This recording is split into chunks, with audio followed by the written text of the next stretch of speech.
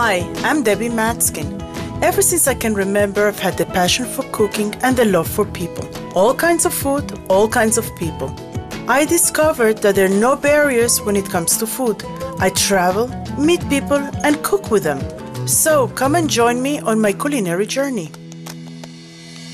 I'm standing here on the Mount of Olives in the beautiful city of Jerusalem.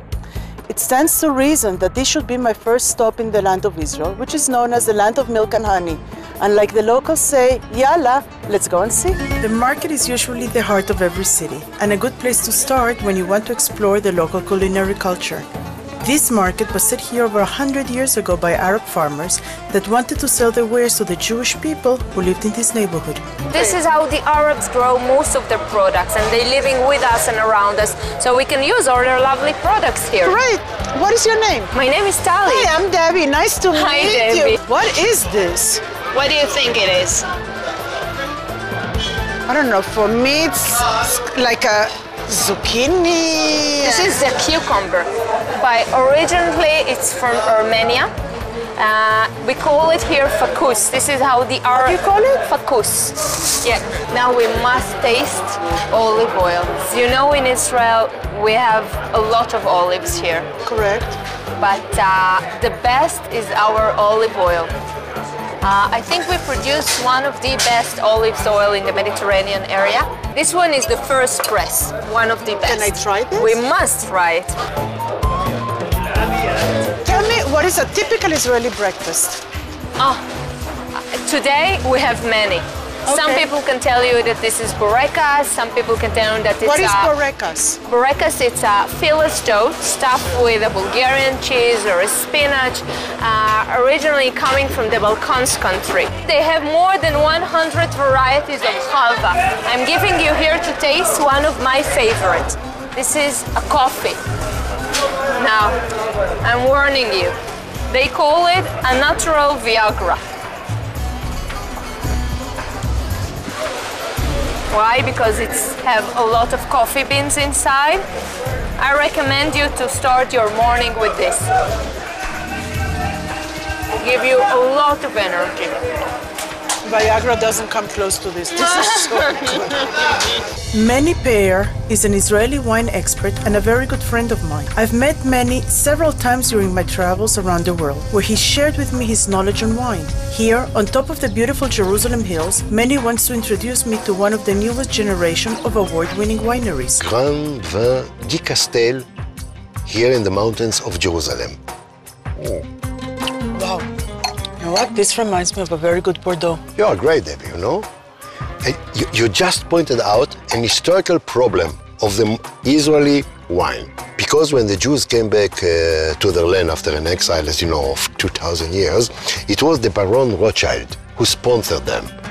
He's the owner, he was the owner, his family is still the owner of Chateau Lafite. What they know is Bordeaux.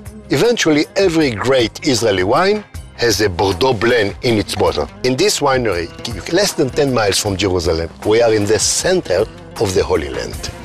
And imagine, this is the place where King David used to go with his shepherds. Let's go and meet the man, you know, Eli Ben Zaken, who makes this great wine. Robert Parker, the famous American critic, scored it 93. Eli Ben Zaken, Debbie. Hi, Debbie. Hello, hello, Eli. Nice to meet you. too. Welcome. Thank you. I heard so much about you. Oh, thanks. We were the first here to tend this particular vineyard. This is the story of Israel. Wherever you go, you are told, you see this place? There was nothing here before. Unbelievable, unreal. I have a question for you. What is the secret of very good wine? The earth, the grapes, or the man? First of all, the soil, the weather, the geographical place, then the grapes that are good for it, and then the man that has to put all this together to make wine. And if he can respect both and he's humble enough, he can make good wine. Here comes the Castel C. C stands for Chardonnay, one of the greatest Israeli white wines. That's great. But you still have me wondering, it's an Israeli Chardonnay? You say Chardonnay as if it's a French word. Well, Chardonnay is a French word. Okay, it comes from Israel. What are you talking about? The the Crusaders were the first one who brought this wine variety to France.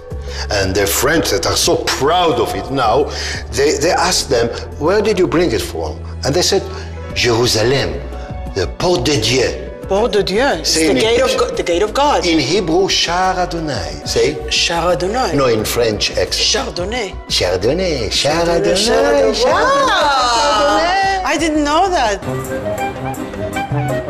We are in the heart of Israel. We are in a city by the name Bnei Brak, which was established in 1924. It's a city only for ultra-Orthodox Jewish people. And we are in the area where all the Jewish food restaurants are established in Bnei Brak. This is the Shabbos meal. This is the Sabbath meal for an average Jewish family. Typical Sabbath meal. Typical Sabbath meal. Tell me what's here. Well, we have here gefilte fish, which is... What is as you that? can see, well, it's fish actually, but it's not real fish. It's like a little bit of fish with a lot of bread. This is chopped liver over there. And this is cholent. Now we come to the top of the line, which is the bread. The bread of Shabbat, which we call chale. Chale. Chale. Do you know what that reminds me of? The first time I saw you on stage, and I fell in love with your voice. You were acting as Jean Valjean on Les Miserables. Oh, Jean Valjean, right? That's right. Do you remember Jean Valjean? What was his problem? I cannot forget. He stole a loaf of bread. That's how the whole story begins. And yeah, and it goes like, what have I done, sweet Jesus, what have I done? Become a thief in the night, become a dog on the run, and have I fallen so far, and is the hour so late?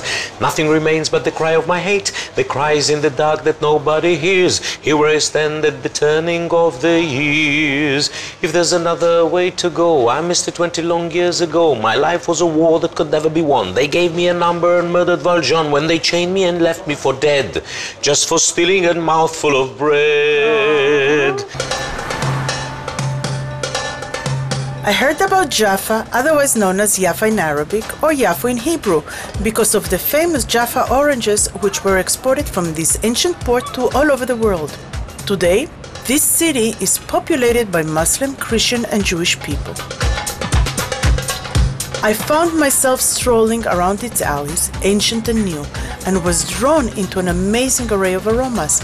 Here is where I found the century-old bakery owned by the Abulafia family. This is my home. Want to have a look? I would love to. My husband, Hamoudi, is the chef. He cooks. I would love to meet him. Can I? Hi, nice to meet you. Nice to meet you. I'm Debbie. I'm Hamoudi.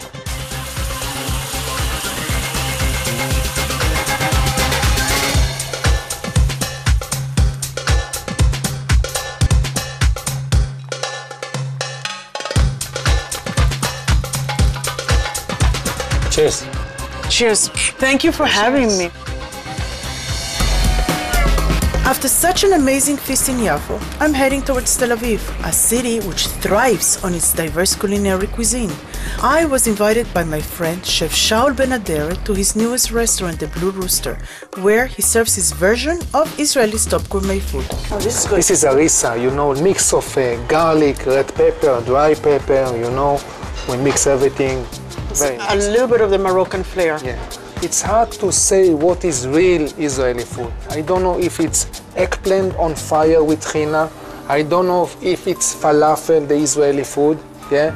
I don't know if the ceviche with dry tomato and fresh tomato. Yeah. But my answer to the Israeli food is we put in the food the heart and the soul. Yeah. You know, we are a young country.